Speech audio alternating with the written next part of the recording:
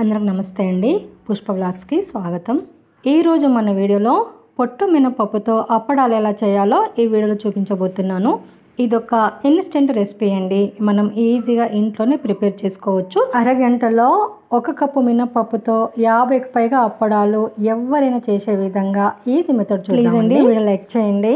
ముందుగా 1 కప్పు పొట్టు మినపప్పును తీసుకొని మిక్సీ జార్లో వేసుకొని వీలైనంత సన్నగా పౌడర్ లాగా చేసుకొని ఇప్పుడు ఇందులో సగం టేబుల్ స్పూన్ ఉప్పు, పావు టేబుల్ స్పూన్ వంట సోడా వేసుకొని ఒకసారి బాగా కలిపేసుకొని కొన్ని నీళ్లు పోసుకుంటూ పిండి ముద్ద తయారు చేసుకోవాలి. చపాతి పిండి ముద్ద కంటే గట్టిగా ఉండేలా కలుపుకోవాలి. ఇప్పుడు ఇందులో 3 టేబుల్ స్పూన్ల ఆయిల్ వేసుకొని ఇంకొక 5 నిమిషాలు బాగా కలిపేసుకోవాలి. ఇప్పుడు ఈ పిండి ముద్దను మనం రోట్లో వేసుకొని 5 నిమిషాలు కంటిన్యూగా ఫోర్స్ఫుల్గా దంచితే పిండి సాఫ్ట్గా తయారవుతుంది.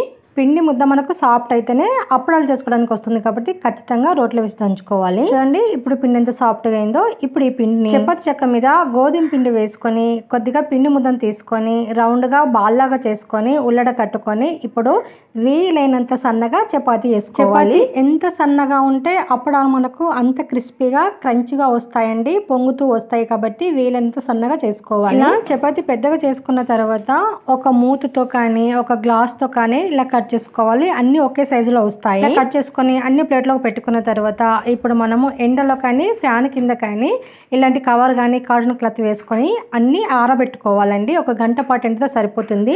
2 వైపులా ఇలా తింపుకుంటూ మనం ఎండబెట్టుకోవాలి. చూడండి ఎంత బాగా వచ్చాయి అప్పడాలు. ఇవి మనం ఎక్కువ చేసుకొని సంవత్సరం అంతా నిల్వ కూడా ఉంచుకోవచ్చు, లేదంటే అప్పటికప్పుడు కూడా చేసుకోవచ్చు.